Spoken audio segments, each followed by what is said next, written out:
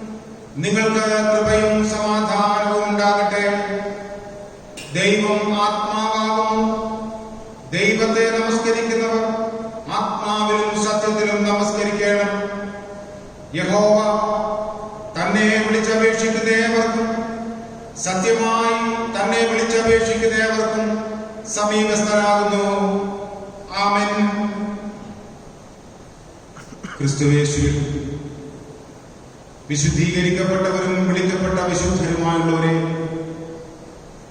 ദൈവത്തിന്റെ മുൻപിൽ പ്രാർത്ഥനയോടുകൂടെ എത്തുവാൻ നിങ്ങളുടെ ഹൃദയങ്ങളെ ഉയർത്തുവിൻ. ഇവിടെ നിശ്ചയമായി ദൈവഭവനവും സ്വർഗവാതിലുമുണ്ട്. നമുക്ക് ആശ്വാസവും സന്തോഷവും സകല ബുദ്ധിയെയും കവിയുന്ന സമാധാനവും ഇവിടെ വെച്ച് നൽകുവാൻ ദൈവം പ്രസാദിച്ചിരിക്കുന്നു. ഇവിടെ വെച്ച് തിരുവചനവും ദിവ്യജൽപ്പുരികളും മുഖാന്തരം ദൈവം നമ്മോട് സംസാരിക്കുന്നതായി നാം കേൾക്കുന്നുവല്ലോ. ഇങ്ങനെ നമ്മോട് സമീപിച്ചു വന്നിരിക്കുന്ന ദൈവത്തോട് നാം മടങ്ങി ചെന്ന് നമ്മുടെ കൃതജ്ഞതാ സ്തോത്രങ്ങൾ അർപ്പിക്കുന്നത് യോഗ്യവും ന്യായവുമാകുന്നു.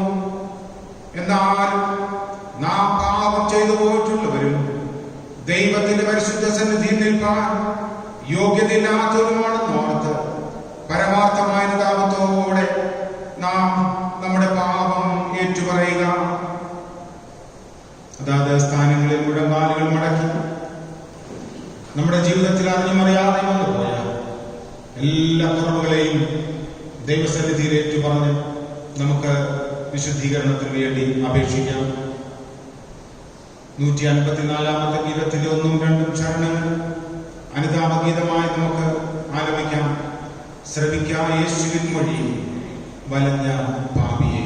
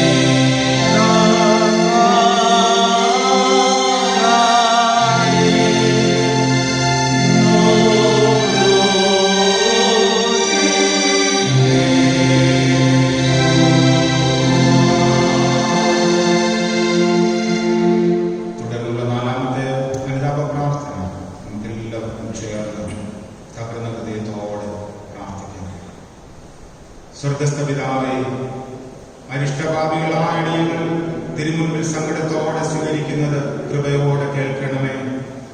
ഞങ്ങൾ തിരുകൽപ്പനകൾ പലപ്പോഴും പല വിധത്തിലും ലംഘിച്ചിരിക്കുന്നു. ആകാത്ത വിചാരങ്ങളാലും വാക്കുകളാലും ക്രിയകളാലും പലവിധേയ വിശ്വാസം നന്ദിയുടെ ചതിയലിനാൽ വേണ്ടുമ്പോൾ സ്നേഹിക്കാതിരുന്നതിനാൽ വളരെ പാപം ചെയ്തിരിക്കുന്നു. അതുകൊണ്ട് ഞങ്ങൾ ന്യായവിധിക്കും മരണത്തിനും കൂടി യോഗ്യരായിത്തീർന്നിരിക്കുന്നു. ഈ സകല പാപങ്ങളും ഞങ്ങൾക്കെല്ലാം മനോഹരയുണ്ട്. ഞങ്ങളുടെ കടങ്ങളെ കവിയുകയായി വന്നതും യേശു ക്രിസ്തു മുഖാന്തരം സാധ്യമായതുമായ വിലയേറിയ വീണ്ടെടുപ്പല്ലാതെ ഞങ്ങളെ ആശ്വാസം വഴിയും കാണുന്നില്ല. അതുകൊണ്ട് ഞങ്ങളുടെ സർവ്വപാപങ്ങളെയും സൗജന്യമായി ക്ഷമിച്ച് തിരുക്കൂട്ടായ്മയിൽ ഞങ്ങളെ ചേർത്ത് ജീവന്റെ പുതുക്കത്തിൽ കൃതജ്ഞതയോടുകൂടി തിരുസേവ ചെയ്യുവാൻ പരിശുദ്ധാത്മാവിനാൽ ഞങ്ങളെ വിശുദ്ധീകരിക്കണമെന്ന് വിനയമായി അപേക്ഷിക്കുന്നു. ആമേൻ. പാപത്തെ ഓർത്ത് യഥാർത്ഥമായി ദുഃഖിച്ച് പശ്ചാത്താപപ്പെടുന്നവരും നമ്മുടെ വീണ്ടെടുപ്പുകാരനായ ക്രിസ്തുവിൽ നിർവ്യാജം വിശ്വസിക്കുന്നവരുമായുള്ളവരെ, മനസ്സും ജീവിതവും പുതുക്കപ്പെടണമെന്ന് ആഗ്രഹിക്കുന്ന എല്ലാവർക്കും പാപമോചനമുണ്ടെന്ന് വിശുദ്ധ സുവിശേഷത്തിൽ പറഞ്ഞിരിക്കുന്നു. ആശ്വാസകരമായ സ്ഥിരവചനങ്ങൾ കേട്ടുകൊള്ളുവിൻ. സർവശക്തനായ ദൈവത്തിന് നമ്മോട് കരുണ തോന്നിയിട്ട് നമ്മുടെ അതിക്രമങ്ങൾ നിമിത്തം മരണത്തിന് ഏൽപ്പിച്ചും നമ്മുടെ നീതീകരണത്തിനായി ഉയിർപ്പിച്ചുമിരിക്കുന്ന തന്റെ വാത്സല്യപുത്രനായ യേശു ക്രിസ്തു മുഖാന്തരം നമ്മുടെ സർവ്വപാപങ്ങളെയും ക്ഷമിച്ചു തരുന്നു. അതുകൊണ്ട് യേശു ക്രിസ്തു തിരുസഭയ്ക്ക് നൽകിയിരിക്കുന്ന അധികാരത്തിനും കൽപ്പനയ്ക്കും അനുസാരമായി പിതാവ്, പുത്രൻ, പരിശുദ്ധാത്മാവ് എന്ന ദൈവനാമത്തിൽ ഞാൻ നിങ്ങളുടെ സർവ്വപാപങ്ങളുടെയും മോചനത്തെ നിങ്ങളോട് അറിയിക്കുന്നു. എന്നാൽ അനുതാപമില്ലാത്തവരും അവിശ്വാസികളുമായവരുടെ പാപങ്ങൾ അവരിൽ നിർത്തിയിരിക്കുന്നുവെന്നും അവർ മനസ്സ് തിരിയാത്ത പക്ഷം ദൈവത്തിന്റെ കോപം അവരുടെ മേൽ വസിക്കുമെന്നുകൂടി അറിയിക്കുന്നത് നമ്മുടെ കർത്താവും രക്ഷകനുമായ യേശു ക്രിസ്തുവിന്റെ നാമത്തിലും തിരുക്കൽപ്പന പ്രകാരവും ആകുന്നു. ആമേൻ. നമുക്ക് തുടർന്ന് പ്രാർത്ഥിക്കാം. സർവശക്തനായ ദൈവമേ, മനസ്സിലുള്ള പിതാവേ, ഞങ്ങളോടും സകല മനുഷ്യരോടും കാണിച്ചു വരുന്ന ദയാവാത്സല്യങ്ങൾക്കായി ഉള്ളതാത്ത ഞങ്ങൾ ഉള്ളടിഞ്ഞ നന്ദി ഏറ്റവും താഴ്മയിൽ അർപ്പിച്ചുകൊള്ളുന്നു. ഞങ്ങളെ സൃഷ്ടിച്ചതിൽ പരിപാലിച്ചു വരുന്നതിനും ഈ ആയുസ്സിൽ അനുഗ്രഹിച്ചതിനും ഞങ്ങൾ തിരുനാമത്തിന് സ്തോത്രം അർപ്പിക്കുന്നു. എന്നാൽ എല്ലാറ്റിനും മീതെ ഞങ്ങളുടെ കർത്താവായ യേശു ക്രിസ്തു മുഖാന്തരം ലോകത്തെ വീണ്ടെടുത്ത മൂല്യ സ്നേഹ നിമിത്തവും തിരുവചനം, വിശുദ്ധ ജോൽക്കുറികൾ, യേശു ക്രിസ്തു മുഖാന്തരം ലഭിക്കാനുള്ള തേജസ്സിന്റെ പ്രത്യാശ എന്നിവ ഞങ്ങൾക്ക് നൽകുന്ന നിമിത്തവും ഞങ്ങൾ തിരുനാമത്തെ വാഴ്ത്തുന്നു. ആമേൻ. കർത്താവായ ദൈവമേ, സ്വർഗ്ഗീയ പിതാവേ, തിരുവചനത്താൽ ഞങ്ങൾ ശുദ്ധീകരിക്കപ്പെട്ടിട്ട് ഈ സ്വസ്ഥ ദിവസത്തെ ഞങ്ങൾ വേണ്ടുമെന്നും ശുദ്ധീകരിക്കാൻ പരിശുദ്ധാത്മാവിനാൽ ഞങ്ങളെ പ്രകാശപ്പെട്ട് നടത്തണമെന്ന് ഞങ്ങൾ അപേക്ഷിക്കുന്നു. ഞങ്ങൾ ഞങ്ങളുടെ രക്ഷിതാവിൽ മുറ്റും ആശ്രയിച്ച് പ്രയാണത്തിന്റെ ഒടുവിൽ സ്വർഗീയ രാജ്യത്തിൽ എത്തിച്ചേരും വരെ എല്ലാ ഇടർച്ചകളെയും സൂക്ഷിച്ചൊഴിച്ച് തിരുവചന പ്രകാരം ഞങ്ങളുടെ നടപ്പവസ്ഥയെ ക്രമപ്പെടുത്തി രക്ഷിതാവിനെ വിടാതെ ചെല്ലുവാൻ തുണയ്ക്കണം എന്ന് അപേക്ഷിക്കുന്നു. ആമേൻ. ദൈവം നമ്മുടെ പ്രാർത്ഥനകളെ കേട്ട് അനുതാപത്തെ സ്വീകരിച്ച് നമുക്ക് പാപമോചനം നൽകിയിരിക്കുന്നതിനായി നമുക്ക് ദൈവത്തിന് സ്തോത്രം അർപ്പിക്കാം. സ്തോത്ര സങ്കീർത്തനങ്ങൾ 34 1 മുതൽ 10 വരെയുള്ള ഭാഗം ഇവിടെ ആരാധനാ പുസ്തകത്തിൽ കൊടുത്തിരിക്കുന്ന ക്രമപ്രകാരം വാക്യപ്രതിവാക്യമായി നമുക്ക് ഉപയോഗിക്കാം. സങ്കീർത്തനം 34 1 മുതൽ 10 വരെ. എല്ലാവരും എഴുന്നേൽക്കാം.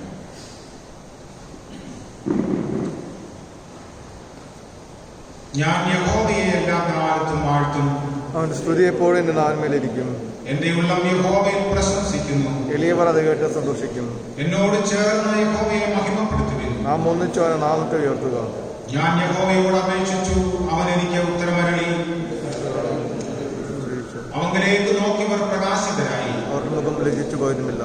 ഈ എളിയവൻ നിലവിളിച്ചു, യഹോവ കേട്ടു. അവന്റെ സകല കഷ്ടങ്ങളിൽ നിന്നും അവനെ രക്ഷിച്ചു. യഹോവയുടെ ദൂതൻ അവന്റെ ഭക്തന്മാരുടെ ചുറ്റും പാളയമടങ്ങി അവരെ വെടിവെക്കുന്നു. യഹോവ നല്ലവനെന്ന് രുചിച്ചറിവിൻ. അവനെ ശരണം പ്രാപിക്കുന്ന പുരുഷന് ഭാഗ്യമാണ്. യഹോവയുടെ വിശുദ്ധന്മാരെ അവനെ ഭയപ്പെടുവിൻ. അവന്റെ ഭക്തന്മാർക്ക് ഒന്നിനും മുട്ടില്ലല്ലോ. ബാലസിംഹങ്ങൾ വിലകിട്ടാതെ വിശന്നിരിക്കും. യഹോവയെ അന്വേഷിക്കുന്നവർ പോകുന്നു. ആമേൻ. നാം നിൽക്കവേ വേദഭാഗം വായിക്കുന്നതിന് മുൻപായി 240 ഗീതത്തിന്റെ 1-ാമത്തെ ചരണം ആലപിക്കാം. നീ യേശുവിന് ചേർന്നതിനായി തീരാനിച്ചിരിക്കും.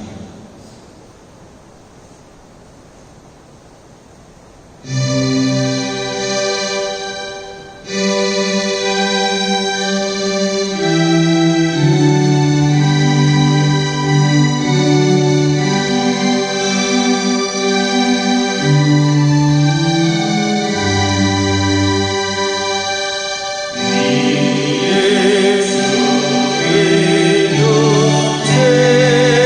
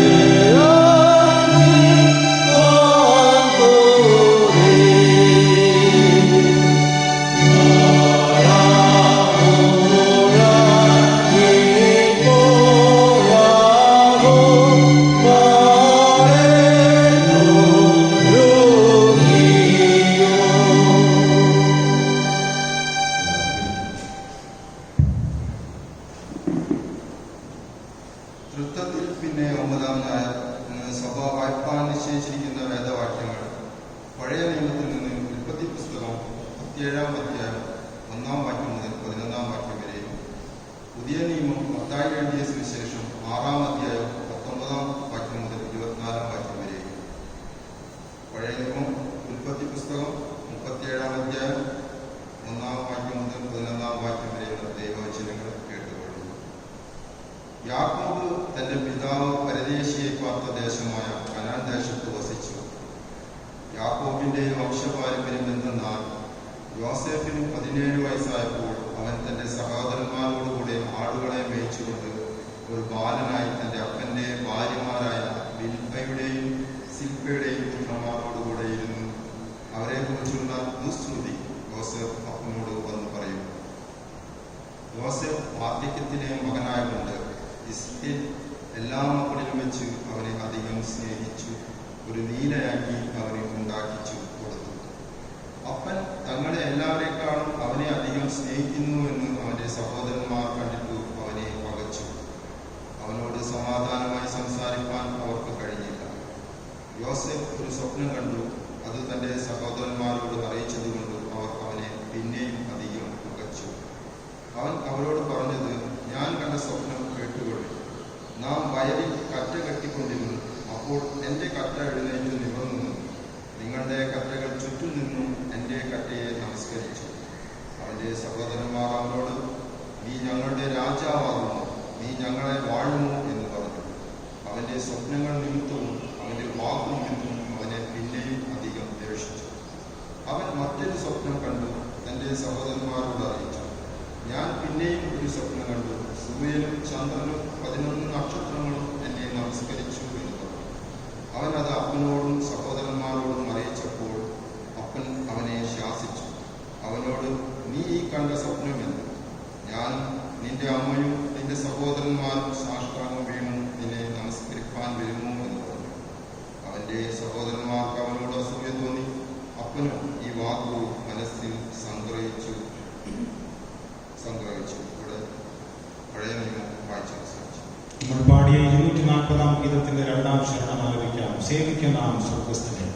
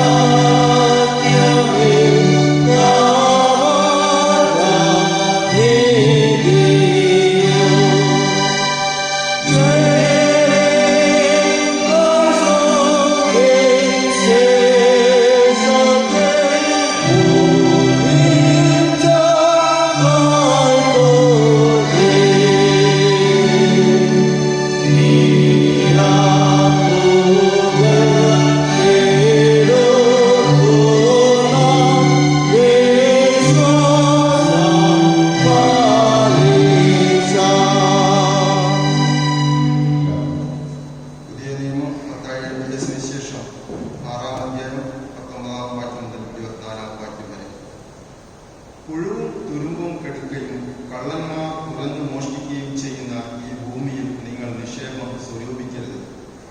പുഴുവും തുരുമ്പും കെടുക്കാതെയും കള്ളന്മാർ തുറന്നു മോഷ്ടിക്കാതെയും ഇരിക്കുന്ന സ്വർഗത്തിൽ നിക്ഷേപം സ്വരൂപിച്ചുകൊള്ളി. നിന്റെ നിക്ഷേപം ഉള്ളെടുത്ത് നിന്റെ ഹൃദയം ഇരിക്കും. ശരീരത്തിന്റെ വിളക്ക് കണ്ണാകുന്നു. കണ്ണ് ചൂടുള്ളതെങ്കിൽ നിന്റെ ശരീരം മുഴുവൻ പ്രകാശിതമായിരിക്കും. കണ്ണ് കേടുള്ളതെങ്കിലോ നിന്റെ ശരീരം മുഴുവൻ ഇരുണ്ടതായിരിക്കും. എന്നാൽ നിന്നിലുള്ള വെളിച്ചം ഇരുട്ടായാൽ ഇരുട്ട് എത്ര വലിയത്. 2 യജമാനന്മാരെ സേവിപ്പാൻ ആർക്കും കഴിയുകയില്ല. അങ്ങനെ ചെയ്താൽ ഒരുത്തനെ പകച്ചു മറ്റവനെ സ്നേഹിക്കും, അല്ലെങ്കിൽ ഒരുത്തനോട് പറ്റിച്ചേർന്ന് മറ്റവനെ നിരസിക്കും. നിങ്ങൾക്ക് ദൈവത്തെയും മാമോനെയും സേവിപ്പാൻ കഴിയില്ല. ഇവിടെ നിന്ന് നിർദ്ദേശിക്കുന്ന വേദവാക്യങ്ങൾ വായിച്ചു അവസാനിച്ചു.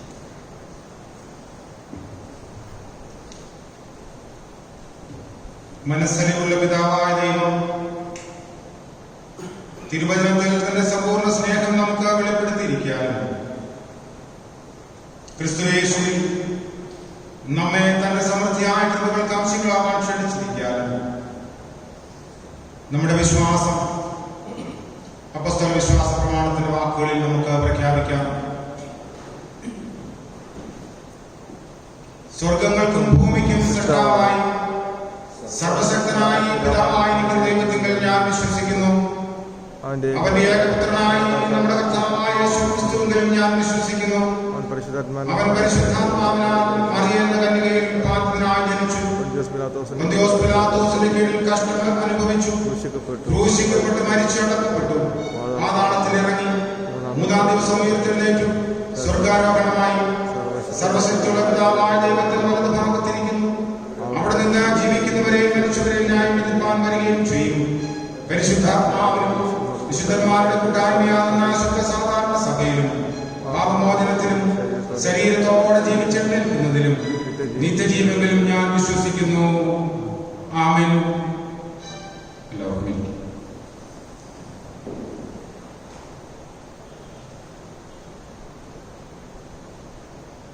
ഈ വിശുദ്ധ ആരാധനയിൽ സംബന്ധിക്കുന്ന എല്ലാവരെയും അതാത് സ്ഥാനങ്ങളിലിരുന്ന് ആരാധന ശ്രവിക്കുകയും പങ്കുചേരുകയും ചെയ്യുന്ന ഏവരെയും ക്രിസ്തുയേശുവിന്റെ നിശ്ചിത നാമത്തിലുള്ള സ്നേഹവന്ദനം അറിയിക്കുകയും ആരാധനയിലേക്ക് സ്വാഗതം ചെയ്യുകയും ചെയ്യുകയാണ്. നമുക്ക് സജീവമായ ആരാധന ആരംഭിക്കുന്നതിന് ഇതുവരെയും സാധിച്ചിട്ടില്ല. പ്രത്യേക മാനദണ്ഡങ്ങൾ പാലിച്ചുകൊണ്ട് ചുരുക്കം ചില ആളുകൾക്ക് ആരാധനയിൽ പങ്കെടുക്കാം എന്ന ഒരു വ്യവസ്ഥ ഗവൺമെന്റ് നൽകിയിട്ടുണ്ട്. എന്നിരുന്നാലും കോഴിക്കോടിന്റെ പ്രത്യേക സാഹചര്യത്തിൽ ഇപ്പോൾ വർദ്ധിച്ചു വരുന്ന രോഗവ്യാപനത്തെ മുന്നിൽ കണ്ട് വളരെ പരിമിതമായി നമ്മൾ ആരാധന നടത്തുകയാണ്. കഴിഞ്ഞ ഞായറാഴ്ച ആരാധനയിൽ നമ്മുടെ ഇടവകയിലെ സ്കൂൾ അധ്യാപകരിൽ നിന്ന് ചുരുക്കം ചില ആളുകൾ 15-ൽ താഴെയുള്ള ആളുകൾ പങ്കെടുത്തു. ഈ ഞായറാഴ്ച നമ്മുടെ പള്ളിയുടെ സമീപ പ്രദേശങ്ങളിൽ നിന്നുള്ള 13-14 ആളുകൾ ഞാൻ ഉൾപ്പെടെ ആരാധനയിൽ സംബന്ധിക്കുകയാണ്. ക്രമേണ നമ്മുടെ ആരാധന എല്ലാവരും സംബന്ധിക്കുന്ന വിധത്തിൽ നമ്മുടെ സാഹചര്യം അനുകൂലമാകട്ടെ എന്ന് പ്രാർത്ഥിക്കുകയും ആശംസിക്കുകയും ചെയ്യും. അടുത്ത ഞായറാഴ്ച ഇതുപോലെ ആരാധന ഉണ്ടായിരിക്കും. ഈ ഞായറാഴ്ച സംബന്ധിക്കുന്ന പ്രദേശങ്ങൾ അല്ലാതെ മറ്റു ചില പ്രദേശങ്ങൾ സാധ്യമായ സ്ഥലങ്ങളിൽ കണ്ടെയ്ൻമെന്റ് സോണുകളൊന്നും അല്ലാത്ത ഇടങ്ങളിൽ നിന്നുള്ളവരെ ക്ഷണിക്കുന്നതും പരിമിതമായി പങ്കെടുക്കേണ്ടതുമാണ് എന്ന് ഓർമ്മിപ്പിക്കട്ടെ. കഴിഞ്ഞ ആഴ്ചയിൽ നമുക്ക് ലഭിച്ച വരുമാന വിഹിതങ്ങൾ സ്പെഷ്യൽ കളക്ഷൻ ഞായറാഴ്ച 2095 രൂപ, ജന്മദിന വഴിപാടുകൾ 2150 രൂപ, ഓപ്ഷൻ 250 രൂപ, മറ്റ് ഇനങ്ങളിൽ ബാങ്ക് വഴിയായി പള്ളിക്ക് നൽകിയ സംഭാവനകൾ 18,500 രൂപ, ടോട്ടൽ 22,995 രൂപ. ഇതിൽ സംബന്ധിച്ച പങ്കെടുത്ത തങ്ങളുടെ കഴിവിൽ നിന്ന് നൽകിയ എല്ലാവരോടുമുള്ള നന്ദിയും സ്നേഹവും അറിയിച്ചു. ഈ ആഴ്ചയിൽ തങ്ങളുടെ ജന്മദിനം ആഘോഷിക്കുന്നവരുടെ പേരുകൾ വായിക്കട്ടെ. എല്ലാവർക്കും ആരാധനയിൽ പങ്കെടുക്കാൻ സാധിക്കില്ല എങ്കിലും ആയിരിക്കുന്ന സ്ഥാനങ്ങളിൽ പ്രാർത്ഥനയിൽ പങ്കെടുക്കണം എന്ന് ഓർമ്മിപ്പിക്കട്ടെ. 264-ാമത്തെ ഗീതത്തിന്റെ 1-ാം ചരണം ആലപിച്ചതിന് ശേഷം ആരെങ്കിലും എത്തിയിട്ടുണ്ടെങ്കിൽ പ്രാർത്ഥനയ്ക്കായി മുൻപോട്ട് വരാവുന്നതാണ്. Lissy Anilkumar, Shiny Rose Vipin, Alvin Ignatius, Jishin, Shirley Martha, Jose Nevin Francis, Niya Joyce Daniel, Rita Helen, Namrata Niya Libin, Nibya Arlene, Archibald Mohandas, Princily Jibeesh, Calvin D Edward, Sheena Fariya, Sherin Isaac, Melvin Regina. 264-ാമത്തെ ഗീതത്തിന്റെ 1-ാം ചരണം ആലപിച്ച ശേഷം നമുക്ക് അവർക്ക് വേണ്ടി പ്രാർത്ഥിക്കാം.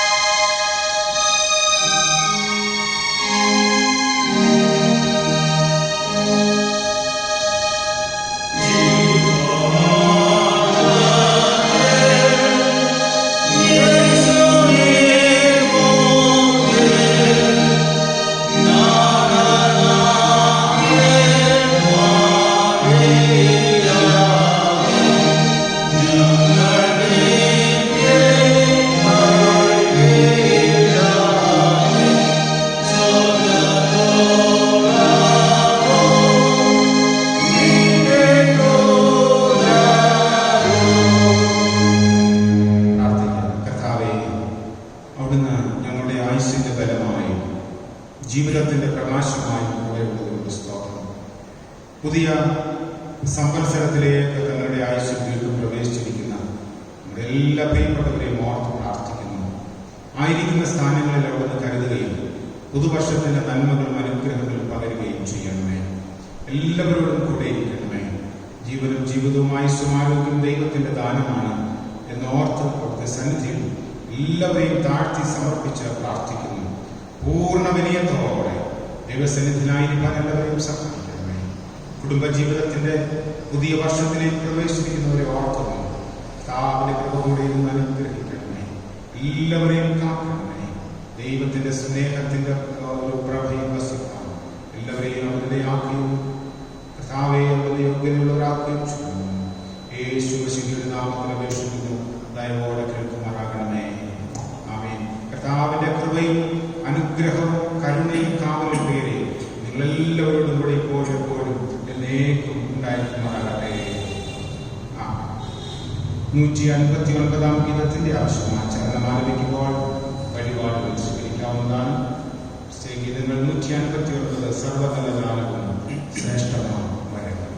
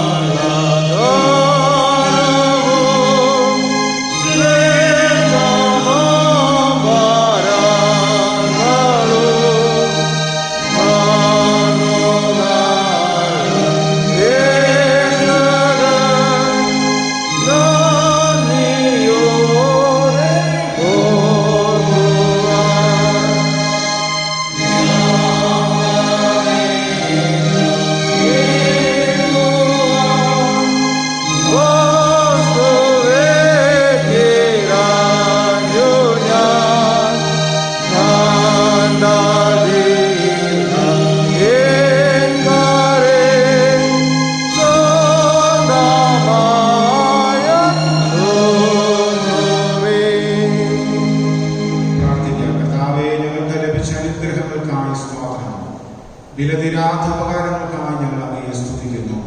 ഞങ്ങൾ അർപ്പിച്ച എളിയ കാണിക്ക അവിടുന്ന് സ്വീകരിക്കണമേ. കർത്താവേ, നാമത്തിൽ നൽകിയിരിക്കുന്ന കരങ്ങളെ വാഴ്ത്തണമേ. ആരാധനയിൽ പങ്കെടുക്കാൻ സാധിക്കാതെ ഭവനങ്ങളിലായിരിക്കുമ്പോഴും ഇടവയ്ക്ക് വേണ്ടി കഴിഞ്ഞ ഒരാഴ്ചയിൽ തങ്ങളുടെ സമ്പാദ്യത്തിൽ നിന്നും അനുഗ്രഹത്തിൽ നിന്നും നൽകിയ എല്ലാവരെയും കരുണയോടെ അവിടുന്ന് സഹായിക്കണമേ. നന്ദിയോടെ ഓർക്കുന്നു. പുതിയ ആഴ്ച അനുഗ്രഹത്തിന്റെയും നന്മയുടെയും അഭിവൃദ്ധിയുടെയും ഒരാഴ്ചയാക്കി നൽകണം. യേശു മശിഹ മൂലം അടിയങ്ങൾ അപേക്ഷിക്കുന്നു. കൃപയോടെ കേൾക്കുമാറാകണമേ.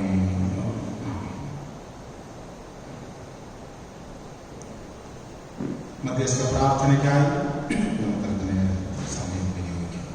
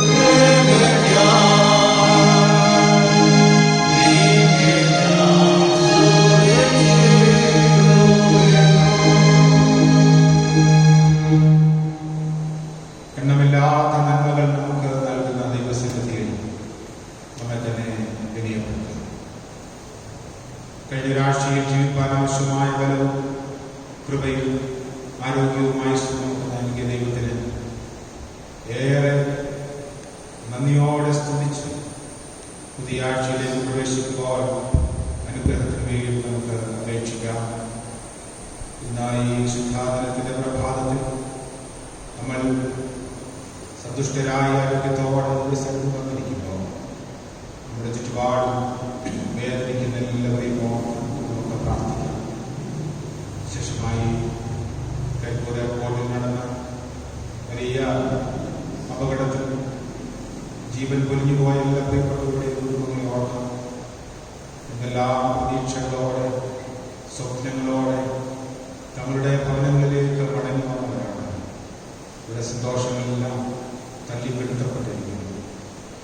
കർത്താവിന്റെ ആശ്വാസം കൃപയും പ്രിയപ്പെട്ടവർക്ക് ലഭിക്കേണ്ടത് ധൈര്യപ്പെടേണ്ടതിനായി നമുക്ക് പ്രാർത്ഥിക്കാം. ഗുരുതരാവസ്ഥയിൽ ഹോസ്പിറ്റലുകളിൽ ശുശ്രൂഷയിലായിരിക്കുന്നവരെ ഓർക്കാം. കർത്താവ് ജീവിതത്തിലേക്ക് മടക്കി നിർത്തട്ടെ. ജീവൻ തിരികെ കിട്ടി ദൈവത്തെ സ്തുതിപ്പാനിടയാകട്ടെ. എല്ലാവരെയും ഓർത്ത് പ്രാർത്ഥിക്കാം. ശേഷമായി ഈ വലിയ ദുരന്തത്തിൽ സർവ്വതും മറന്നു എല്ലാവരെയും സഹായിച്ച് ഹോസ്പിറ്റലിൽ എത്തിച്ച ധാരാളം സുമനസ്സുകളുണ്ട്. ഒരു ഓർത്ത് ദൈവത്തിന് സ്തോത്രം. അതുപോലെ മൂന്നാർ രാജമലയിൽ നടന്ന പ്രകൃതി ദുരന്തത്തിൽ ധാരാളം ആളുകൾ ജീവൻ നഷ്ടപ്പെട്ടു. ഒരു പ്രദേശം മുഴുവൻ മണ്ണിനടിയിലായി. അനേകം ആളുകളെ കണ്ടെത്തേണ്ടതുണ്ട്. വളരെ ദുഷ്കരമായ ഒരു സാഹചര്യം നിലനിൽക്കുമ്പോൾ രക്ഷാപ്രവർത്തനങ്ങൾ നടത്തപ്പെടുന്നതിനും അവരെ കണ്ടെത്തുന്നതിനും സഹായിക്കണമേ എന്ന് നമുക്ക് പ്രാർത്ഥിക്കാം. കഴിഞ്ഞ ഒരാഴ്ചയിൽ സന്തോഷിച്ചും ചിരിച്ചും കളിച്ചും ജീവിതത്തിന്റെ സ്വപ്നങ്ങൾ നെയ്തു കൂട്ടിയ ഒരു പ്രദേശം മുഴുവൻ നഷ്ടപ്പെട്ടു. ഒന്നുമില്ലാതെ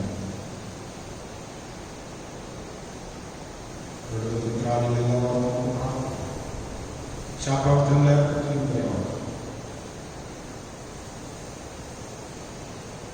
കേരള സംസ്ഥാനത്തിന് വേണ്ടി നമുക്ക് പ്രാർത്ഥിക്കാം. വലിയൊരു മഴയുടെ ആഘാതം താങ്ങാനുള്ള ശേഷി നമ്മുടെ കേരളത്തിന് ഇപ്പോൾ ഇല്ല എന്നതുകൊണ്ട് പ്രകൃതിയെ നിയന്ത്രിക്കുന്ന ദൈവത്തിന്റെ കരം നീട്ടപ്പെടേണ്ടതായി നമുക്ക് യാചിക്കാം. ധാരാളം ഇടങ്ങളിൽ വെള്ളം കയറി യാത്രകളൊക്കെ ദുസ്സഹമായി. ക്യാമ്പുകളിലേക്ക് മാറി താമസിപ്പിക്കപ്പെട്ട കുടുംബങ്ങളുണ്ട്. എല്ലാവരെയും ഓർക്കാം. ശേഷമായി കൊറോണ വൈറസിന്റെ വ്യാപനത്തിന്റെ പശ്ചാത്തലത്തിൽ വളരെയധികം ദുർഘടമായ ഒരു സാഹചര്യം. അതിന്റെ മധ്യത്തിൽ അതിനെ ജീവിക്കാനുള്ള കൃപ ലഭിക്കേണ്ടതിനായി നമുക്ക് പ്രാർത്ഥിക്കാം. ഉരുൾപൊട്ടൽ സാധ്യതാ മേഖലകളെ ഓർക്കാം.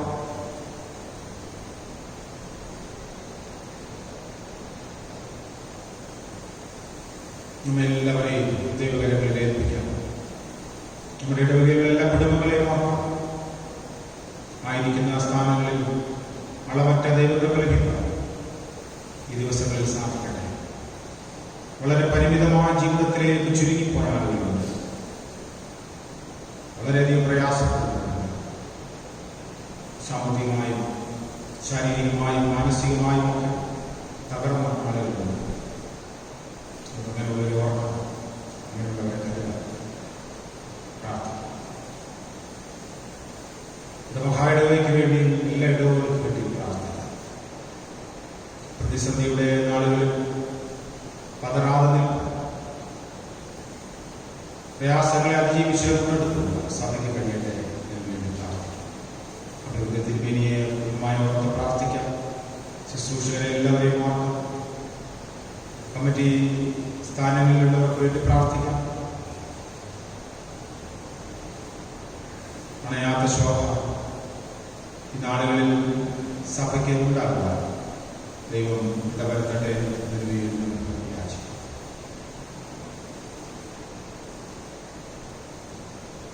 നമ്മുടെ ചെറുപരമായ ആവശ്യങ്ങളെല്ലാം ദൈവസന്നിധി നമുക്ക് അർപ്പിച്ചു വിനയത്തോടെ ഒരു നിമിഷമോളമായി പ്രാർത്ഥിക്കാം.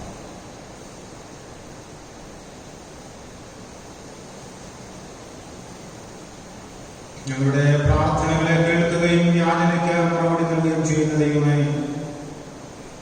ഞങ്ങൾ തകർന്ന ഹൃദയത്തോടെ ദൈവസന്നിധിയിലേക്ക് അടുത്തുവന്ന് പ്രാർത്ഥിക്കുന്നു.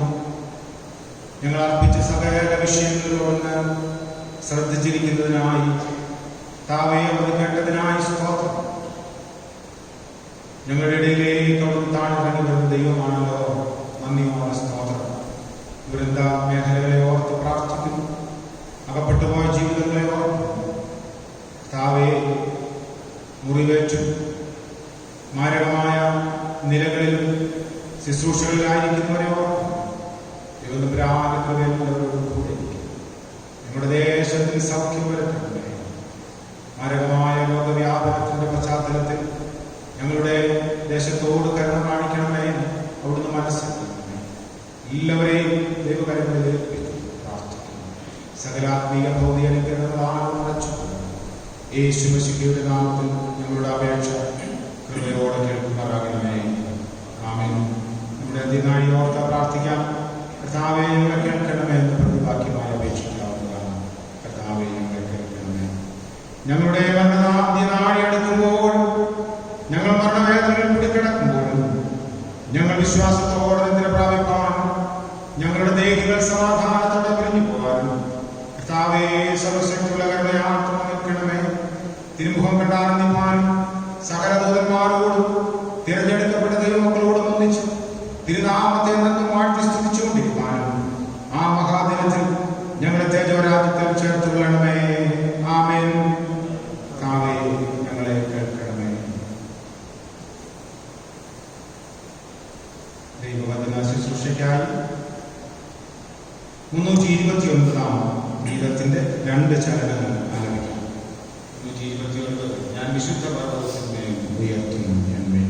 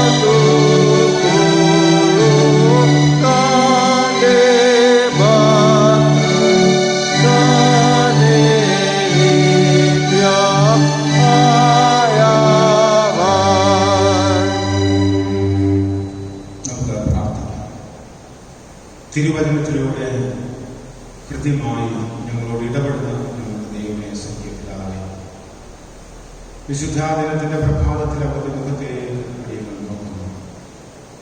ഞങ്ങളോട് അരുളി ചെയ്യണമേ എന്ന് ഞങ്ങൾ യാചിക്കുന്നു. ഞങ്ങൾക്ക് സ്വതവേ ഗ്രഹിപ്പാൻ പ്രാപ്തിയില്ലാത്ത വചനത്തിന്റെ ആഴവും അർത്ഥവും ഞങ്ങളെ ഗ്രഹിപ്പിക്കുന്നു. ഞങ്ങളുടെ പരിമിതികളെ അവിടുന്ന് അറിയുന്നു. എല്ലാവരുമായിരിക്കുന്ന സ്ഥാനങ്ങളിൽ തിരുവചനം ശ്രമിച്ച് അനുഗ്രഹം പ്രാപിപ്പാൻ സഹായിക്കണം. യേശു മശിഹ മൂലം അടിയങ്ങൾ പ്രാർത്ഥിക്കുന്നു. കൃപയോടെ കേൾക്കുമാറാകണമേ. കർത്താവായ ക്രിസ്തുയേശുവിന്റെ നാമത്തിലുള്ള സ്നേഹവന്ദനം എവരെയും അറിയിച്ചുകൊള്ളട്ടെ. ഈ നാളുകൾ നമുക്ക് വളരെ പരിമിതമായ ഒരു സാഹചര്യമാണ്. ദൈവസന്നിധിയിൽ നമ്മളായിരിക്കുന്നു. കർത്താവ് നമ്മളെ പോറ്റുന്നു എന്നത് നന്ദിയോടെ ഓർക്കുകയും ദൈവത്തെ സ്തുതിക്കുകയും ചെയ്യുന്ന നാളുകളാകുന്നു. നമുക്ക് ആരാധനയ്ക്കായി എല്ലാവരും ഒന്നിച്ച് കൂടി വരുന്നതിനുള്ള പ്രയാസം നിലനിൽക്കുന്നത് കൊണ്ട് തന്നെ നമ്മൾ ആരാധനയെ അത്തരത്തിൽ ആധുനിക സാങ്കേതിക വിദ്യയുടെ സഹായത്തോടെ എല്ലാവരും ആയിരിക്കുന്നിടങ്ങളിൽ പരമാവധി ആളുകളിലേക്ക് എത്തിക്കാൻ ശ്രമിക്കുന്നു. അതുകൊണ്ടാണ് ഈ ഓൾട്ടറിൽ നിന്ന് വചനം പങ്കുവയ്ക്കാൻ ശ്രമിച്ചുകൊണ്ടിരിക്കുന്നത്. ഓൾട്ടർ ടേബിൾ പ്രസംഗ പീഠമോ പ്രസംഗവേദിയോ അല്ല എന്നത് നമ്മുടെ ദൈവശാസ്ത്ര അവബോധമാണ്. എങ്കിൽ പോലും ഇത് ക്യാച്ച് ചെയ്ത് എല്ലാവർക്കും നൽകേണ്ടതിൻ്റെ സൗകര്യാർത്ഥമാണ് ഇവിടെ നിന്ന് പ്രസംഗിക്കുന്നത് എന്നത് പ്രത്യേകം ഓർമ്മ. ഇന്നത്തെ നമ്മുടെ ചിന്തയ്ക്ക് ആധാരമായി നൽകിയിരിക്കുന്ന വേദഭാഗം അപ്പോസ്തലനായ വിശുദ്ധ പൗലോസ് ഫിലിപ്പിയർക്ക് എഴുതിയ ലേഖനം 2-ാം അധ്യായം 12 മുതൽ 18 വരെയുള്ള ഭാഗമാണ്.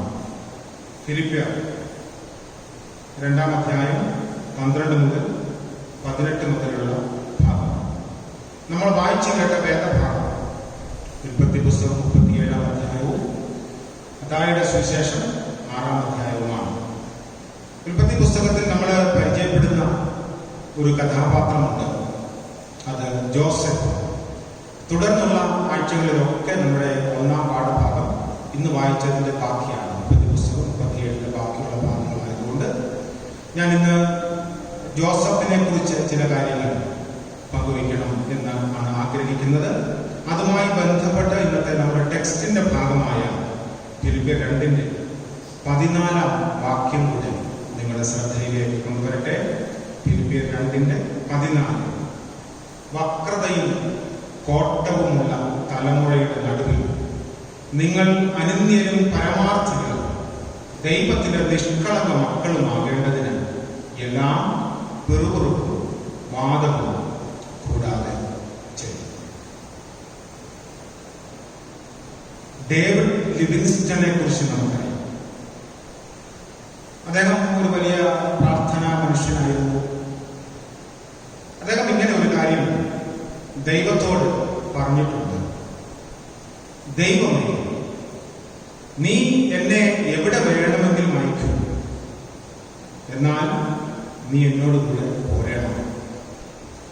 ഏത് ഭാരം വേണമെങ്കിലും എന്റെ മേൽ വെച്ചുകൊള്ളുക, എന്നാൽ നീ എന്നെ ഒന്ന് താങ്ങണം.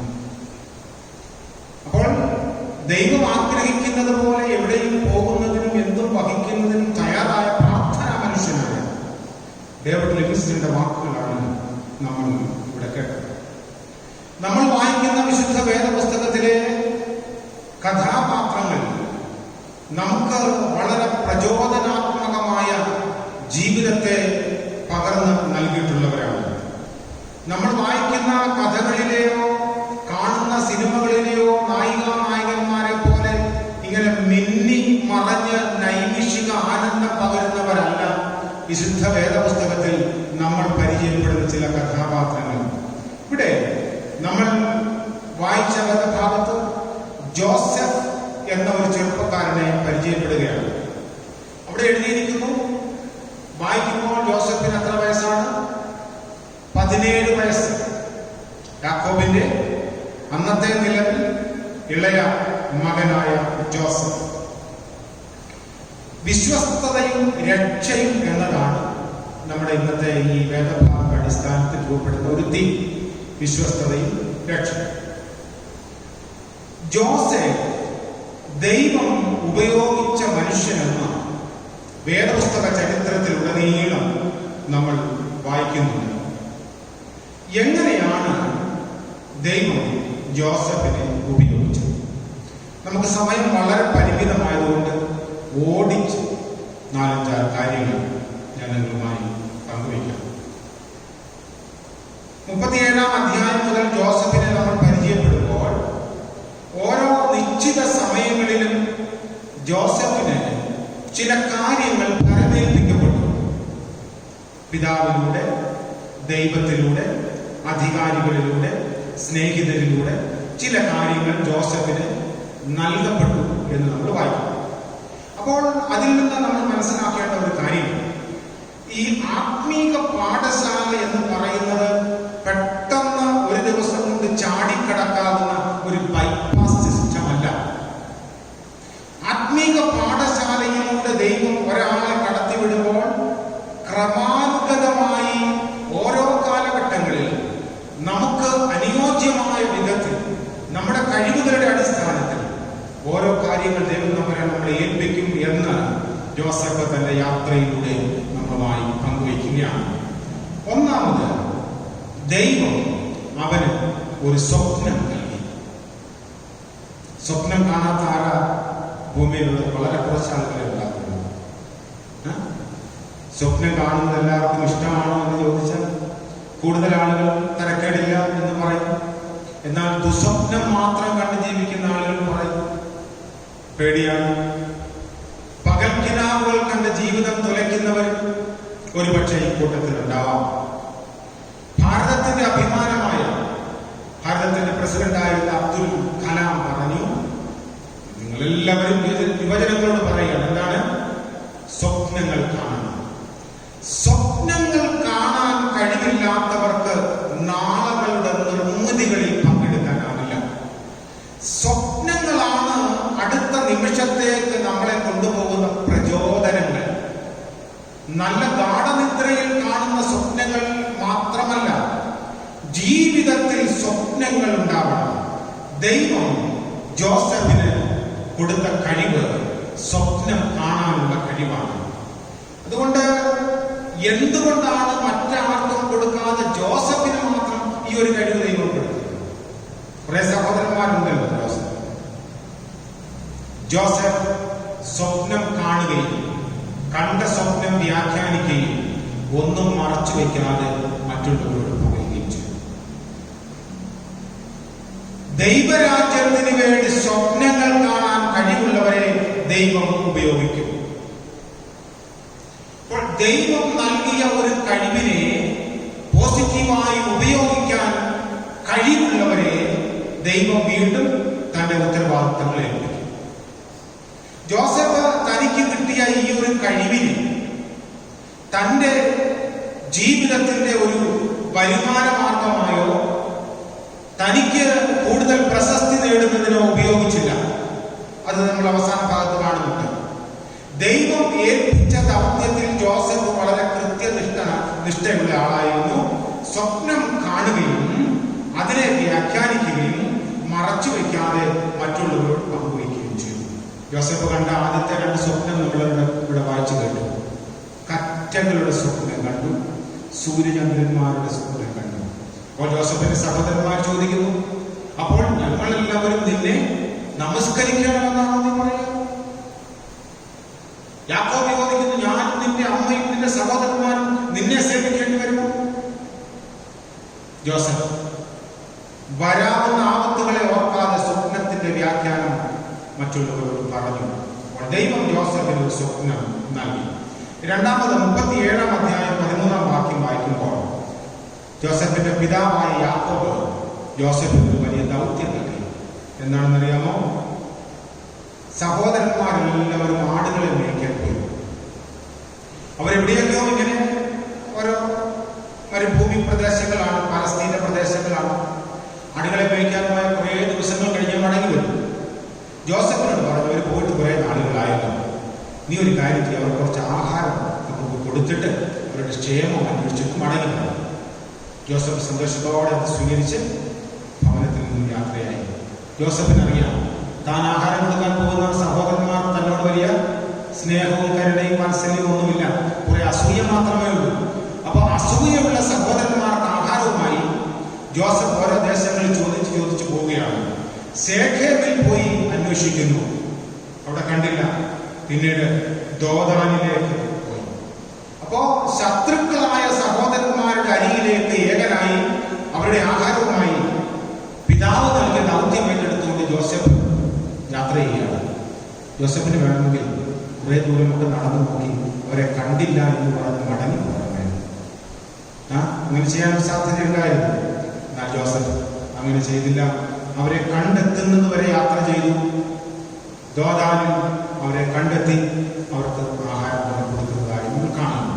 അപ്പോൾ ദൈവം സ്വപ്നം കാണാനുള്ള കഴിവ് നൽകി, പിതാവ് വലിയൊരു ദൗത്യം നൽകി. ഈ രണ്ട് കാര്യങ്ങൾ ജോസഫ് വിജയിച്ചു. മൂന്നാമത്തെ നമ്മുടെ സമയത്തിന്റെ കുറവുകൊണ്ട് ഞാൻ ചുരുക്കി പറയുന്നത്. മൂന്നാമത്തെ ഒരു കാര്യം, ജോസഫ് അവിടെ കുട്ടികൾക്ക് ആഹാരം കൊടുത്തു കഴിഞ്ഞവർ ജോസഫിനെ വളരെ സ്നേഹത്തോടെ സ്വീകരിച്ചു. ഇങ്ങനെ തോന്നുന്നു, ഇത്രയും ദൂരം നീ കഷ്ടപ്പെട്ട് നടന്ന് ഞങ്ങൾക്ക് ആഹാരം കൊണ്ടുതന്നല്ലേ, സ്നേഹിത, സഹോദര, മോനെ, കുഞ്ഞെ എന്നൊന്നും വിളിച്ചില്ല. എന്ത് ചെയ്തു? ജോസഫ് ഈ ഭാരമൊക്കെ ചുമന്നു വരുന്ന കണ്ടപ്പോഴേ എന്ന് പറഞ്ഞു, ഓ സ്വപ്നക്കാരൻ വരുന്നുണ്ട്, ഇന്നുകൊണ്ട് നമുക്ക് അവന്റെ കാര്യത്തിൽ ഒരു തീരുമാനം എടുക്കണം, വരട്ടെ. അവരെന്ത് ചെയ്തു? ആദ്യം അവനെ കൊന്നുകളയാൻ പ്ലാൻ ചെയ്തു. പിന്നീട് 20,000 രൂപയിലൊക്കെ ഇടപെട്ട് കൊല്ലണ്ടാൻ തീരുമാനിച്ചു. അവസാനം പൊട്ടക്കിണറ്റിലേക്ക് തള്ളിയിട്ടു. എന്നിട്ട് ജോസഫിന്റെ വസ്ത്രം ഊരി വായിച്ചു. എന്നാണ് ജോസഫിന് ഒരു നല്ല നിലയാക്കി കൊടുത്തിരുന്നത്. ഇളയ മകനാണ്, വളരെ വാത്സല്യമുള്ള മകനായതുകൊണ്ട് അപ്പൻ വില കൂടിയ ഒരു നിലയൊക്കെ നൽകിയിരുന്നു. അത് വലിച്ച് ഊരിയെടുത്തു. എന്നിട്ട് ഒരാടിനെ കൊന്ന് അതിന്റെ രക്തമൊക്കെ അതിൽ പുരട്ടി അതിനെ പൊട്ടക്കിണറ്റിൽ ഇട്ടിട്ട് അവസാനം എന്ത് ചെയ്തു? മൂത്ത സഹോദരൻ ഇടപെട്ടു. ഇവർ ഇവിടെ കിടന്ന് നശിച്ചു പോകേണ്ട ഒരു കാര്യം ചെയ്യും, എവിടേക്കെങ്കിലും പറഞ്ഞുവിട്ട നാട് കടത്തിയാണ്. അങ്ങനെ ഇരിക്കുമ്പോൾ ഇസ്മായേലിയ കച്ചവടക്കാരാ കഴിയുന്നത് യാത്രയിൽ വരികയാണ്. അവരോട് പറഞ്ഞു, ഒരു സാധനം തരാനില്ല, നിങ്ങൾക്ക് വേണം. ഇവർ ചോദിച്ചാൽ എന്താണ്? എന്തെങ്കിലും ഒരു വില പറഞ്ഞ് തന്നിട്ട് പോകും. ഒരു സഹോദരനെ കിണറ്റിൽ കിടക്കുന്നവനെ ചൂണ്ടിക്കാണിച്ചു, അതാണ് നിങ്ങൾക്ക് വേണമെങ്കിൽ എടുക്കാൻ. നമ്മൾ ഇന്ന് ഈ കാലത്ത് നിന്ന് ചിന്തിക്കുമ്പോൾ ആരെങ്കിലും അങ്ങനെ വാങ്ങാൻ സാധ്യതയുണ്ടെന്ന് വിചാരിക്കും. എന്നാൽ അടിമ കച്ചവടം വളരെ തകൃതിയായി നിലനിന്ന ഒരു സാഹചര്യത്തിൽ ഒരു നിസാര വിലയ്ക്ക് ഒരാളിനെ കിട്ടുന്നത് അവർക്ക് വലിയ ബെനിഫിറ്റ് ആയിരുന്നു. എത്ര രൂപയ്ക്കാണ് വിറ്റത്? എത്ര രൂപയ്ക്കാണ്? കർത്താവിനെ യൂദാ ഉച്ചകൊടുത്ത അതേ തുല്യ നാണയങ്ങൾക്ക് ജോസഫിനെ സഹോദരന്മാർ ഇസ്മായേലിലെ കച്ചവടക്കാർ വിറ്റുകൊടുത്തു. എന്നിട്ട് ഇവരെന്ത് ചെയ്തു? ഈ ചോര പറഞ്ഞ തുണി കൊണ്ട് അപ്പനെ കാണിച്ചിട്ട് പറഞ്ഞു, എന്തിനാ നിങ്ങൾ ഈ പണി കാണിച്ചത്? വയസ്സാം കാലത്ത് ഞങ്ങളുടെ കുഞ്ഞു സഹോദരനെ വെറുതെ നാട്ടിലേക്ക് അയച്ചത്. ഞങ്ങൾ വരുമ്പോൾ അവന്റെ വസ്ത്രം കണ്ടു, ഏതോ ചെന്നായോ കണ്ടു കടിച്ച് അവനെ കൊന്നു തിന്നു, വസ്ത്രം മാത്രം കിട്ടിയതാ. അപ്പോ നമുക്ക് വിരോധമെന്ന് തോന്നുന്ന, നമുക്ക് തടസ്സമെന്ന് തോന്നുന്ന ആളുകളെ ഒഴിവാക്കാനുള്ള എല്ലാ തന്ത്രങ്ങളും എല്ലാ കാലങ്ങളും പ്രയോഗിക്കാറുണ്ട്. അത് വേദപുസ്തക ചരിത്രത്തിൽ അരങ്ങേറുകയാണ്. അങ്ങനെ ജോസഫ് മരിച്ചു എന്ന് അപ്പൻ വിചാരിച്ചു. അതൊരു അധ്യായം അവിടെ അവസാനിക്കുന്നു. ഇസ്മായേലിയ കച്ചവടക്കാർ എന്ത് ചെയ്തു? ജോസഫിനെ കൊണ്ടുപോയി പൊത്തിഫർ, ഈജിപ്തിലെ പൊത്തിഫർ എന്ന ആളിനെ വിറ്റു. പൊത്തിഫർ ഒരു ഭയങ്കര ഒരു ഗവർണറായോ ഗവൺമെന്റിന്റെ ഒരു ഉയർന്ന ഉദ്യോഗസ്ഥനാണ്. 39-ാം അധ്യായം 1-ാം വാക്യം. നിങ്ങൾ വീട്ടിൽ പോയിട്ട് സമയം കിട്ടുകയാണെങ്കിൽ 37-ാം അധ്യായം തൊട്ട് 41-ാം അധ്യായം വരെ വായിക്കണം. 42-ന്റെ ആദ്യം വരെ ജോസഫിന്റെ ചരിത്രം വളരെ ഒരു കരളലിയിക്കുന്ന കഥയായി നമ്മളോട് വായിക്കണം. പൊത്തിഫറിനെ വിറ്റ് കഴിഞ്ഞു. പൊത്തിഫർ എന്ത് ചെയ്തു? അവന്റെ വീട്ടിലുള്ളതെല്ലാം ജോസഫിനെ ഏൽപ്പിച്ചു. അപ്പോ ദൈവം സ്വപ്നം കാണാൻ കഴിവ് കൊടുത്തു. അപ്പൻ ഒരു വലിയ ഉത്തരവാദിത്വം കൊടുത്തു. പൊത്തിഫർ തന്റെ വീട്ടിലുള്ളതെല്ലാം ജോസഫിനെ ഏൽപ്പിച്ചു. സാധാരണ ആരും ഒരു അടിമയ്ക്ക് വീട്ടിലുള്ള അകത്തുള്ളതിനെയൊന്നും ഏൽപ്പിച്ചു കൊടുക്കാറില്ല. പുറം വേലകളിലൊക്കെയാണ് കൂടുതൽ അടിമകൾ. അകത്തുള്ളതൊക്കെ നോക്കുന്ന കാര്യസ്ഥന്മാരാണ്. ഇത് കുറച്ച് പണത്തിന് ഏതോ കച്ചവടക്കാരിൽ നിന്ന് വാങ്ങിച്ചെടുത്ത ഒരു ചെറുപ്പക്കാരൻ, ഇപ്പൊ എത്ര വയസ്സിലാണ്? ഏറെക്കുറെ 18-ാം വയസ്സിലേക്ക് പ്രവേശിച്ചിട്ടുണ്ടാവും.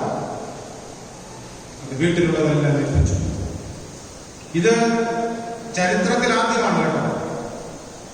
ഒരു അടിമ വ്യാപാരം നിലനിന്ന ആ ഒരു സംസ്കാരം നിലനിൽക്കുന്ന സാഹചര്യത്തിന്റെ ചരിത്രത്തിൽ ആദ്യമാണ് ഒരു അടിമയ്ക്ക് തന്റെ വീട്ടിലുള്ളതിനെ എല്ലാം നോക്കാൻ ഒരു അവകാശം കൊടുക്കുന്നത് വീട്ടുകാരൻ. ജോസഫ് അതിൽ വളരെ നിഷ്കളങ്കനായി വിശ്വസ്തനായി ജോലി ചെയ്തു. അവനെ ഗ്രഹവിചാരകനാക്കി മാറ്റി. ഒരുപക്ഷെ നമുക്കിങ്ങനെ ചിന്തിക്കാം, പൊത്തിഫർ ദൂരസ്ഥലത്തേക്ക് പോകുമ്പോൾ തന്റെ വീട് പൂട്ടാതെ ജോസഫിനെ ഏൽപ്പിച്ചു. അവിടെയൊക്കെ എഴുതിയിരിക്കുന്നു, ദൈവം ജോസഫിനോട് കൂടെ ഇരുന്നു. ജോസഫ് ദൈവബോധത്തോടെ ജീവിച്ചു. അങ്ങനെ ഇരിക്കെ ജോസഫ് പൊത്തിഫറിന്റെ വീട്ടിൽ വിശ്വസ്തനായി ജോലി ചെയ്യുമ്പോൾ പൊത്തിഫറിന്റെ ഭാര്യ അത്ര നല്ലൊരു സ്ത്രീ ആയിരുന്നില്ല. ഒരു കുടിലതന്ത്രത്തിലൂടെ അവനെ മയക്കാൻ ശ്രമിക്കുകയാണ്. അവന്റെ വസ്ത്രത്തിൽ കയറി പിടിച്ചു. പഴയകാലത്തൊക്കെ വസ്ത്രത്തിൽ കയറി പിടിക്കുക എന്നൊക്കെ പറയുന്നത് വലിയ തെറ്റാണ് കേട്ടോ, ഇന്നത്തെ പോലെയല്ല. ജോസഫ് എന്ത് ചെയ്തു? ആരും കാണാതിരിക്കുന്ന ഈ ഒരു സാഹചര്യത്തിൽ അവളുടെ ഇംഗിതത്തിന് വഴങ്ങാതെ ജോസഫ്, ചെറുപ്പക്കാരനായ ജോസഫ് എന്ത് ചെയ്തു? വസ്ത്രം ഉപേക്ഷിച്ച് പോയിക്കണം. ജോസഫ് നമ്മളോടൊരു പാഠം പറഞ്ഞു തരികയാണ്. വസ്ത്രം നഷ്ടപ്പെട്ടാലും നമുക്ക് ഏതെങ്കിലും കടകളിൽ പോയി വാങ്ങിക്കാം. കോഴിക്കോട് ഇഷ്ടംപോലെ കടകളുണ്ടല്ലോ. മാനം നഷ്ടപ്പെട്ടു ഒരു കടയിൽ വാങ്ങിക്കാൻ പറ്റില്ല. അഭിമാനം നഷ്ടപ്പെട്ടു പോയാൽ എന്നും വാങ്ങാൻ പറ്റില്ല. ജോസഫ് പഠിപ്പിക്കുന്നു, വസ്ത്രം പോയപ്പോട്ടെ, വസ്ത്രം ഇട്ടിട്ട് ഇതിനെ കണ്ട് പാപത്തെ കണ്ട് ദൂരെ ഓടിക്കളഞ്ഞു എന്നാണ് രേഖപ്പെടുത്തുന്നത്.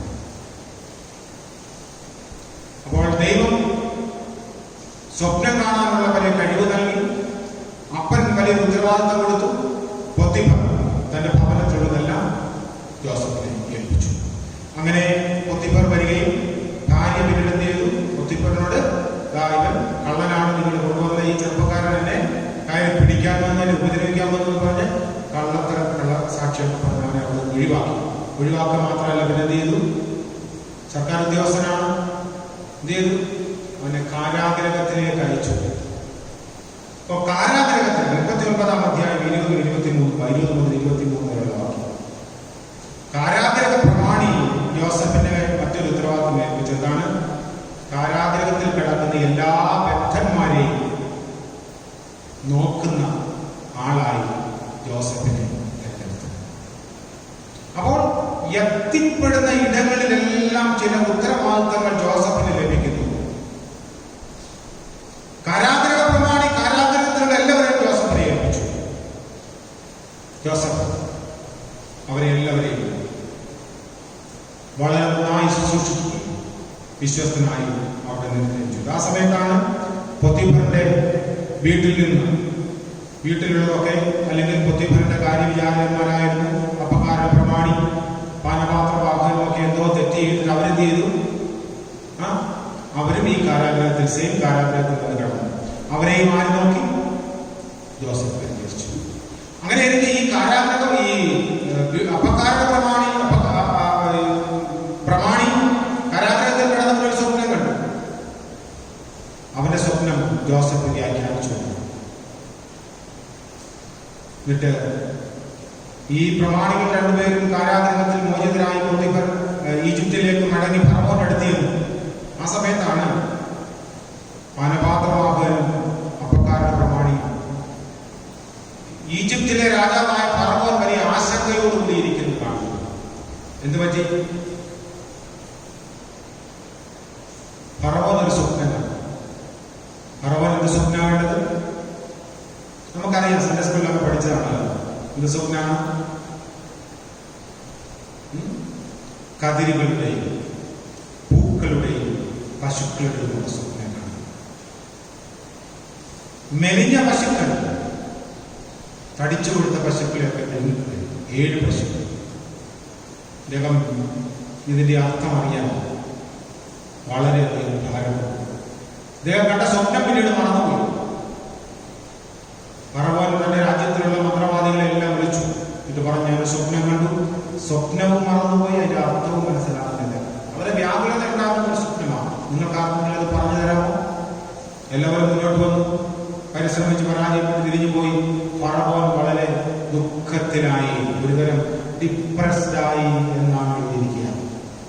ആ സമയത്താണ് ഈ അപ്പക്കാരൻ പ്രമാണിയും പാനപാത്രവാഹകനും കാരാഗ്രഹത്തിൽ തിരിച്ച് ഫറവോന്റെ അടുത്തേക്ക് എന്നിട്ട് പറഞ്ഞു, ഞങ്ങൾക്കൊരു മനുഷ്യനെ അറിയാം. അവൻ ഞങ്ങൾ കണ്ട സ്വപ്നമൊക്കെ വ്യാഖ്യാനിക്കുന്നതാണ്. കാരാഗ്രഹത്തിൽ കിടക്കുന്നവരാണ്. അപ്പോൾ ഫറവോൻ പറഞ്ഞ് എങ്ങനെയെങ്കിലും അവരെ കൊണ്ടുപോകാം. 40-ാം അധ്യായം നമ്മൾ വായിക്കണം. 40-2 മുതൽ 30 പുസ്തകത്തിൽ യോസഫിനെ ഫറവോന്റെ മുൻപിൽ കൊണ്ടുവന്ന് നിർത്തുകയാണ്. അപ്പോ 4 കാര്യങ്ങൾ നമ്മൾ കണ്ടു. ദൈവം സ്വപ്നം കാണാനുള്ള കഴിവ് കൊടുത്തു. അപ്പൻ ഉത്തരവാദിത്തം ഏൽപ്പിച്ചു. പൊത്തിഫർ തന്റെ വീട്ടിലുള്ളതൊക്കെയും ഏൽപ്പിച്ചു. കാരാഗ്രഹ പ്രമാണി കാരാഗ്രഹത്തിലുള്ളവരെ എല്ലാവരെയും യോസഫിനെ ഏൽപ്പിച്ചു.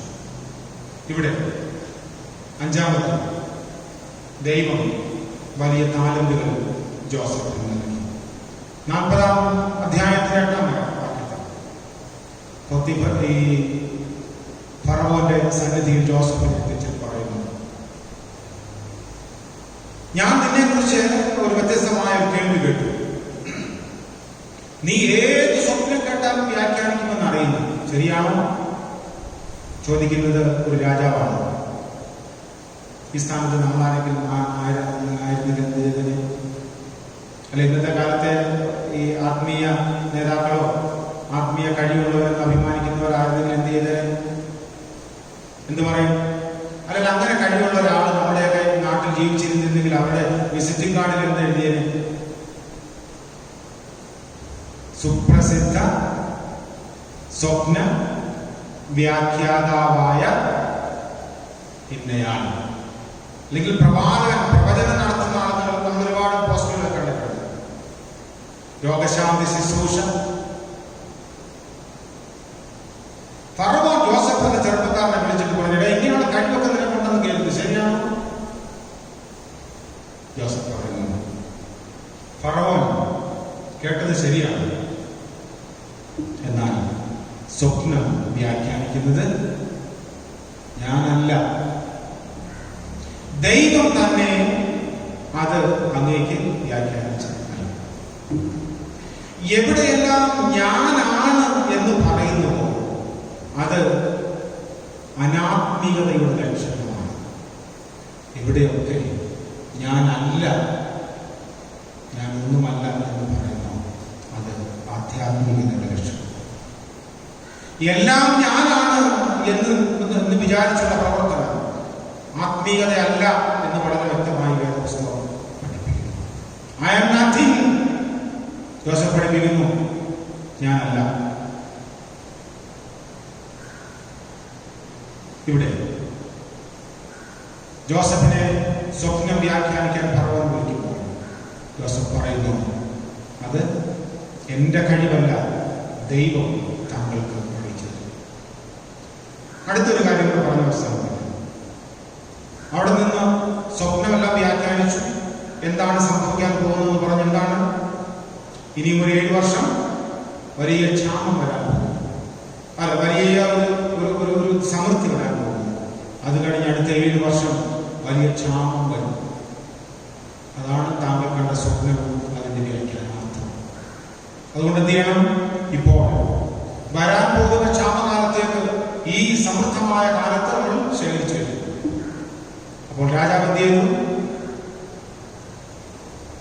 ഈജിപ്തിലെ ഒരു ധനകാര്യമന്ത്രിയായി എല്ലാ ധനത്തിന്റെയും വരുമാനത്തിന്റെയും വിഭവങ്ങളുടെ ഉത്തരവാദിയായി ആരെ നിയമിച്ചു? ജോസഫിനെ നിയമിച്ചു. 6ാമത്തെ കാര്യം ഉത്തരവാദിത്തമാണ് ഇപ്പോൾ നമ്മൾ കാണുന്നത്. ജോസഫ് അതെല്ലാം വളരെ അവസരോചിതമായി ഈ നാടിനു വേണ്ടി തന്റെ ബുദ്ധി ഉപയോഗിച്ച് പ്രവർത്തിച്ച് ശേഖരിച്ചു വെച്ചു. ഒരു പഴഞ്ചൊല്ല് ഇങ്ങനെയുണ്ട്, make hey while the sunshine. അറിയാമല്ലോ, അവസരം കിട്ടുമ്പോൾ നമുക്ക് എന്തെങ്കിലും നേടിയെടുക്കുന്ന ഒരു സൂത്രം ആയിരുന്നില്ല ജോസഫിന്റെ മനസ്സിൽ. ദൈവം ജോസഫിനോട് കൂടി ഉണ്ടായിരുന്നതുകൊണ്ട് അവന്റെ ജീവിതയാത്രയുടെ എല്ലാ ഇടങ്ങളിലും അവൻ 100% വിശ്വസ്തനായിരുന്നതുകൊണ്ട് ഇപ്പോൾ പൊട്ടക്കിണറ്റിൽ നിന്നും, പടുകുഴിയിൽ നിന്നും, അപമാനത്തിൽ നിന്നും, അടിമയിൽ നിന്നുമൊക്കെ എത്തി നിൽക്കുന്നു ഒരു രാജ്യത്തിന്റെ ധനകാര്യമന്ത്രി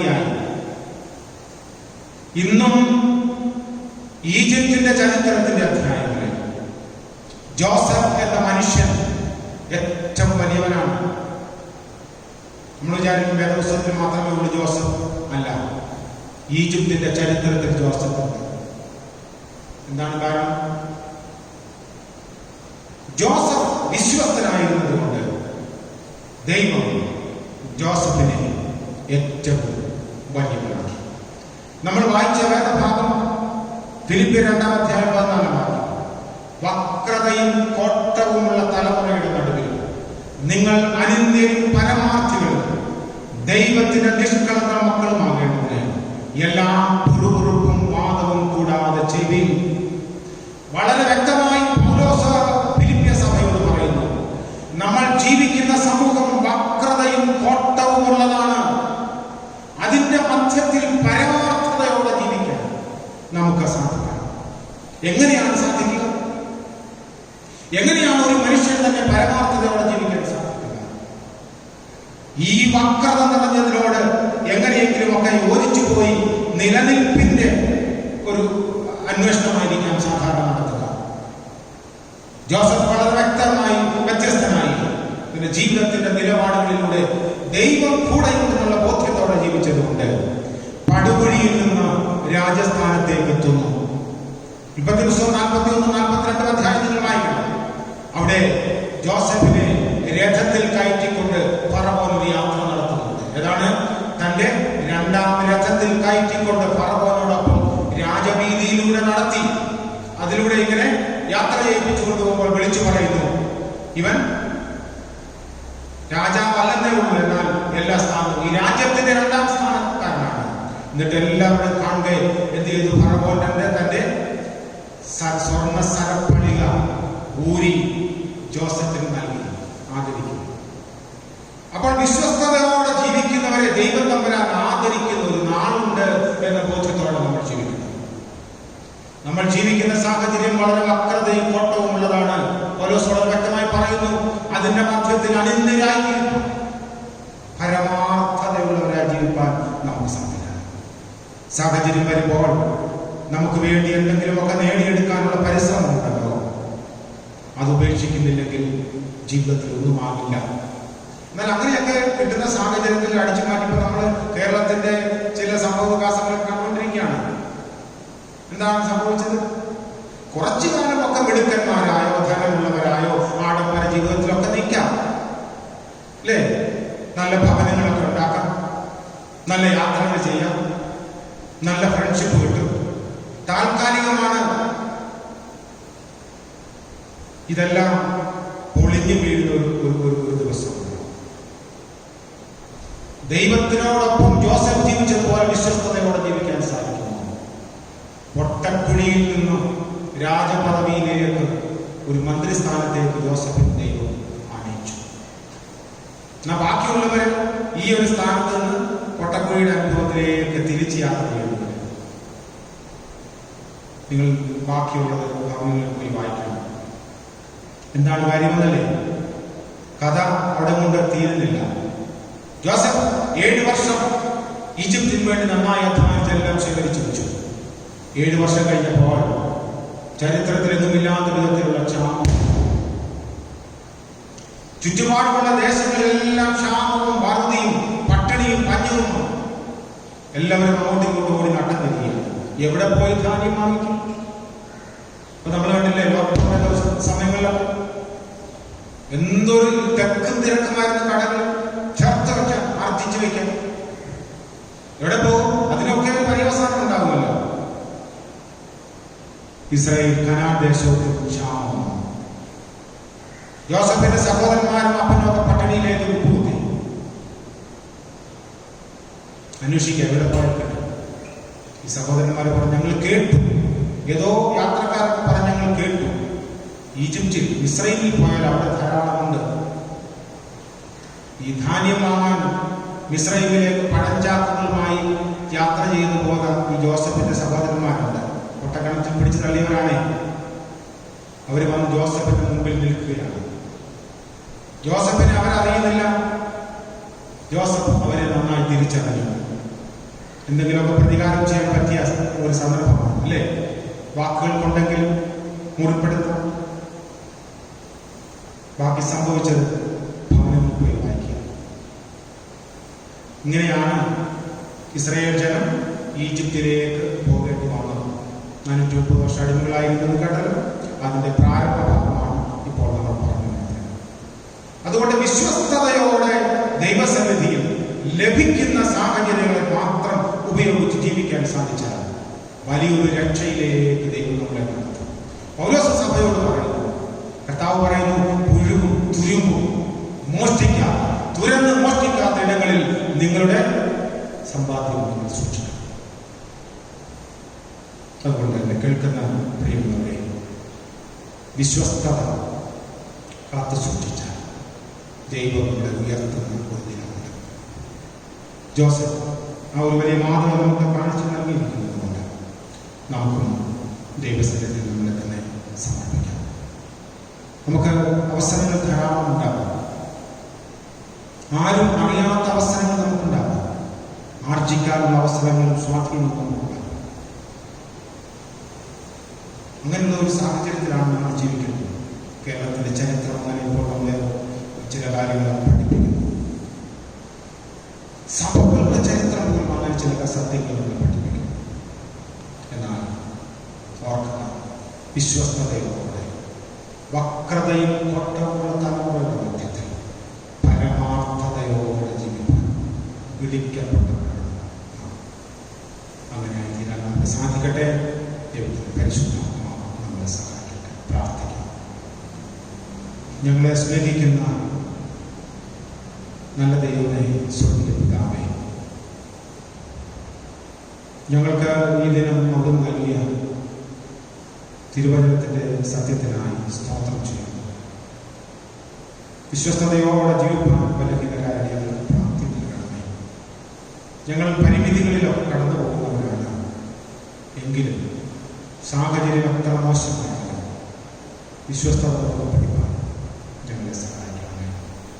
ജോസഫിനെ പോലെയൊന്നും ആയിത്തീരാൻ ഞങ്ങൾക്ക് സാധിക്കുന്നില്ല. എങ്കിലും ആഗോളം പരമാർത്ഥതയോടെ ജീവിക്കാൻ ഞങ്ങളെ സഹായിക്കണമേ. വക്രതയും കോട്ടവുമുള്ള തലമുറയുടെ മധ്യത്തിൽ അനിന്ത്യരും പരമാർത്ഥമുള്ളവരുമായി ജീവിച്ച് ദൈവത്തിന്റെ രക്ഷയിലേക്ക് വളരാൻ ഞങ്ങളെല്ലാവരെയും സഹായിക്കണം. വചനം കേട്ട എല്ലാവരോടും കൂടിയിരിക്കണം. യേശുവിന്റെ നാമത്തിൽ തന്നെ കർത്താവ് പഠിപ്പിച്ചതുപോലെ നമുക്ക് പ്രാർത്ഥിക്കാം. സ്വർഗസ്ഥനായ തിരുനാമം ശുദ്ധീകരിക്കപ്പെടണം. രാജ്യം വരണം. തിരുവിഷ്ടം സ്വർഗത്തിലെ പോലെ ഞങ്ങൾക്ക് ആവശ്യമായ ആഹാരം തരണമേ. ഞങ്ങളുടെ കടക്കാരോട് ഞങ്ങൾ ക്ഷമിച്ചിരിക്കുന്ന പോലെ ഞങ്ങളുടെ കടങ്ങളെ ഞങ്ങളോട് ക്ഷമിക്കണം. നിങ്ങളുടെ പരീക്ഷയിൽ രാജ്യവും ശക്തിയും മഹത്വവും വിശ്വാസത്തോടെ കർത്താവിന്റെ ആശീർവാദം കൈക്കൊള്ളുകയും യഹോവ നമ്മെ അനുഗ്രഹിച്ചു കാക്കുമാറാകട്ടെ. യഹോവ തിരുമുഖം നമ്മുടെ മേൽ പ്രകാശിപ്പിച്ച് നമ്മോട് കൃപയുള്ളവരാകട്ടെ. യഹോവ തിരുമുഖം നമ്മുടെ മേൽ ഉയർത്തി നമുക്ക് സമാധാനം നൽകുമാറാകട്ടെ. ഇങ്ങനെ പിതാവായ ദൈവത്തിന്റെ സ്നേഹവും ഏകപുത്രനായ യേശുക്രിസ്തുവിന്റെ കൃപയും പരിശുദ്ധാത്മാവിന്റെ സംബന്ധവും സഹവാസവും പ്രിയമുള്ളവരെ നാം എല്ലാവരോടും ഇപ്പോഴും എന്നേക്കും ഉണ്ടായിരിക്കുമാറാകട്ടെ.